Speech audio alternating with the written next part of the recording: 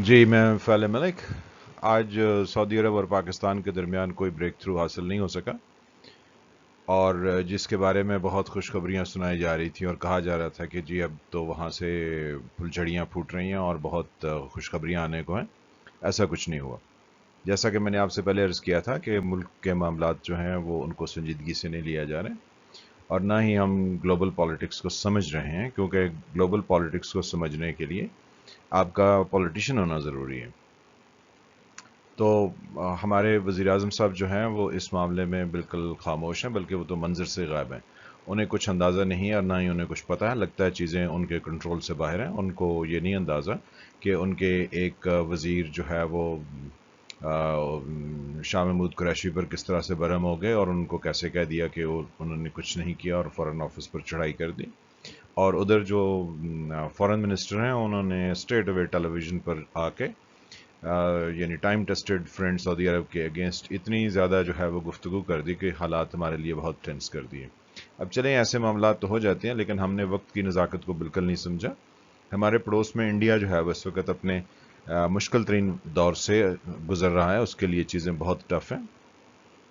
उसकी फ़ौज को मुंह की खानी पड़ी है, जहाँ तक उसका तिब्बत या चाइना के साथ का इलाका है। और जितने भी हिंदुस्तान ने अपने दोस्त बनाए थे, जब वो ये दावे कर रहे थे कि हम जो है वो ये कर लेंगे पाकिस्तान के ख़िलाफ़ और वो कर लेंगे, उनमें से किसी दोस्त ने उनके हक़ में कोई आवाज़ अभी तक बुलंद नहीं की है। लेकिन हमने कहा कि क्यों जो है वो हमारा दुश्मन इस तरह से तन्हा रह जाए, हम उसको फ़ौरन जाके एक कुशन मुहैया करते हैं। हमने एक बयान दिया और हमने जो है वो अपने दुश्मन से कहा कि आइए आप जो है ना वो इस्लामिक वर्ल्ड में हमारे साथ हमारे साथियों को हमसे अलग कीजिए, हमारे साथ यहाँ पर पॉलिटिक्स कीजिए और प्रैक्टिकली अपनी कोई जगह बनाइए। तो हमारे वज़ीर-ए-आज़म साहब जो हैं वो अपने वज़ीर को कंट्रोल उस पर नहीं रखते हैं, बल्कि एक वज़ीर क्या, उनके तो कई वज़ीर ऐसे हैं जो कि उनके यानी वज़ीर-ए-आज़म के स्टांस से ऑल टुगेदर डिफरेंट गुफ्तगू करते हैं। तो अब anyways what went wrong in relationship of Pakistan with Saudi Arabia. लेकिन आज तो ये क्वेश्चन राइज़ हो रहा है कि is it a free fall, कि हम ऐसे ही लुढ़कते जाएंगे, वो पहाड़ से जैसे पत्थर लुढ़कता है and it gathers no mass around, because rolling stones की यही सूरत हाल होती है। कभी हमें एक तरफ से उनको पुश किया जाता है और कभी हमें दूसरी तरफ से पुश किया जाता है। प्रैक्टिकली हम कहाँ खड़े हैं ये हमें खुद भी नहीं पता है। तो हमारे पास जो है वो बहुत सारी ऐसी अपॉर्चुनिटीज़ थी।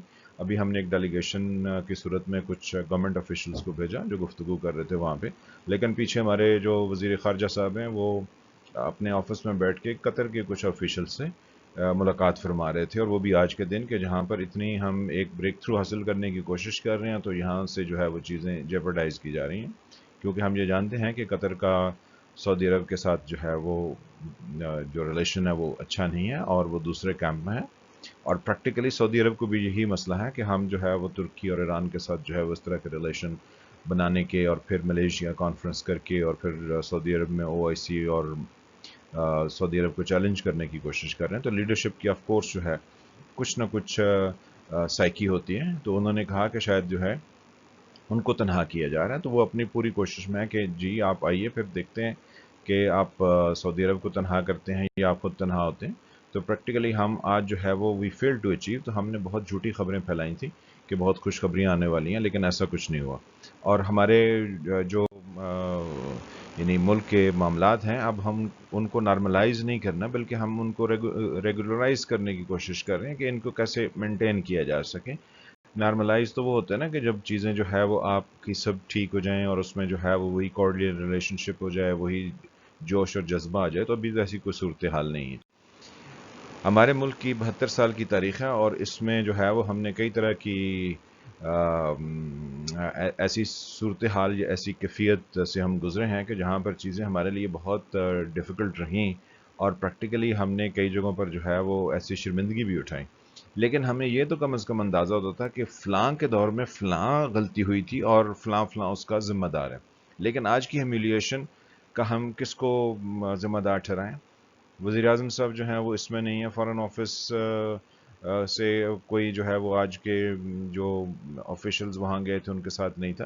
تو ہمیں کچھ سمجھ نہیں آ رہی ہے کہ ہم کس کو یہ کہیں، اور ساری باتیں جو ہیں وہ اس طرح سے کیسے کی جا سکتی ہیں، کیونکہ ملک کے معاملات کو سیریسلی چلانا ہوتا ہے. جبکہ 2 سال سے یہ حکومت ہے تو اس نے ہمیں ہر سطح پر ایک کیجولنس کی کیفیت سے دوچار کر رکھا ہے. ہم دیکھتے ہیں کہ یہ حکومت 2 سال میں ہر بات کو یعنی اس پہ ڈیلینگ ٹیکٹکس استعمال کرتے ہیں. کبھی پریویس گورنمنٹ کو ایکیوز کرتے ہیں، کبھی حالات کو ایکیوز کرتے ہیں، اور کبھی جو ہے وہ جا کے کہ جی ابھی تو کرونا آ گیا، ابھی معیشت ڈاؤن ہو گئی ہے، ابھی حالات دنیا کے ایسے ہو گئے ہیں. تو پریکٹیکلی یہ حکومت ٹائم پر کوئی فیصلہ نہیں کر پاتی ہے، اور ٹائم پر فیصلہ نہ کرنے کی بھی ریزنز ہیں کہ یہ جو مختلف افراد کو جوڑ کر حکومت کھڑی کی گئی ہے، اس میں کوئی ایسی آپس میں مائنڈز ان کے نہیں ملتے ہیں، اور نہ ہی ان میں کوئی ایک طرح کی سوچ ہے کہ وہ کوئی بہتر فیصلے کر سکیں. اس لیے بہت سارے معاملات جو، اور وزیر اعظم صاحب کو تو پریکٹیکلی ان چیزوں کا اندازہ ہی نہیں ہے کہ ملک کے معاملات کو کیسے چلایا جاتے ہیں. وہ ہٹ اینڈ ٹرائل میتھڈ، یعنی لگ گیا تو تیر، نہ لگا تو تکا، تو اس سے معاملات نہیں چلتے ہیں. ہم نے بہت چیزیں جو ہے وہ نان سیریس کر دی ہیں اس ملک کی، جبکہ یہ ایک اچھا خاصا ملک تھا اور اب بھی اس کے اندر کافی پوٹینشیل ہے، لیکن ہمیں سیریسنس کی ضرورت ہے. تو ہم یہ کوشچن کرنے میں بجانا میں کہ who is responsible of this fiasco, جس سچویشن میں آج ہم کھڑے ہیں. پرائم منسٹر صاحب جو ہیں وہ پکچر سے مکمل طور پر غائب ہیں. فارن آفس جو ہے وہ کہیں ہمیں نظر نہیں آ رہا کہ اس کا کوئی رول ہے یا اس نے کوئی بیان دیا ہے. تو پریکٹیکلی ہمیں یوں لگتا ہے کہ گورنمنٹ جو ہے وہ بالکل ہی سرے سے غائب ہو چکی ہے. لیکن تاثر ہمیں یہ دینے کی کوشش کی جا رہی ہے مختلف جگہوں سے کہ جی کچھ ایسا نہیں ہے، کوئی پرابلم نہیں ہے، سب جو ہے وہ ٹھیک ہے. حالانکہ سب ٹھیک نہیں ہے. ہمارے لیے الارم بیلز جو ہے نا وہ بج چکی ہیں، اور ہمیں اپنے آپ کو یہ دیکھنا ہے کہ ہم کس جگہ پہ کھڑے ہیں اور ہمیں کیا کرنے کی ضرورت ہے. کرائم جو ہوتے ہیں وہ کبھی پے نہیں کرتے ہیں. ہم نے ملک کی 72 سالہ تاریخ میں بہت کرائمز کیے. ہم نے بند دروازوں میں بیٹھ کر فیصلے کیے، اور پھر ان فیصلوں پر ہم جو ہے وہ پوری قوم کو اور پورے ملک کو لگا دیا، جس کے ہمیں شرمندگی بھی اٹھانی پڑی. اور ہم بغیر کسی ڈائریکشن کے آج بھی اسی طرح ٹامک ٹوئیاں مار رہے ہیں جیسے ہم 1947 میں مختلف جگہوں پر ریکویسٹ بھیج رہے تھے. تو سب سے امپورٹنٹ چیز جو ہمیں ایٹ پریزنٹ جاننے کی ہے کہ things are very tough all around us. Pakistan کے لیے حالات کو اتنے جو ہے وہ سازگار اور اتنا ماحول اچھا نہیں ہے. We have to show some guts, only then we can achieve some success. جب تک ہم گٹس نہیں دکھائیں گے، اور قوموں کو ہمیشہ اپنے گٹس دکھانے پڑتے ہیں، اور وہی جو قومیں ترقی کرتی ہیں جو اپنے گٹس دکھاتی ہیں. لیکن ہم نے کوئی ایسی چیز نہیں ہے. ہم تو ہمیشہ ایک اپلیکیشن چلانے والی قوم ہے. ہم کبھی کسی چیز کے لیے سٹینڈ نہیں لیتے، اور نہ ہی ہم کسی ٹف سچویشن کے لیے کھڑے ہوتے ہیں. تو دنیا میں کہتے ہیں کہ گلوری حاصل کرنے کے لیے آپ کو کچھ نہ کچھ کرنا پڑے گا، اور اس کے لیے کہا جاتا ہے کہ that's the way the ball bounces. کیونکہ بال کو جتنا آپ زور سے ہٹ کریں گے اتنا ہی وہ باؤنس کرے گا. تو ہم نے تو آج تک بال کو ہاتھ میں بھی نہیں پکڑا.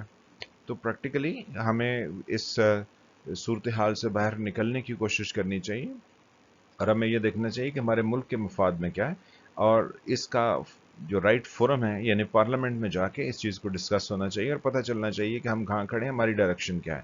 ابھی تک جو ہے وہ ہم سب گیس ورک پر چل رہے ہیں، اور میڈیا جو ہے اس کو بھی جو بریفنگ مل رہی ہے وہ بھی کچھ ایسی نہیں ہے کہ جس سے ہم ایز اے نیشن جو ہے وہ اس کیفیت کو سمجھ پائیں اور ہم اس میں کوئی فیوچر لائن آف ایکشن اختیار کر سکیں. تو آپ کا بہت شکریہ. Let's see what comes next. Thank you very much.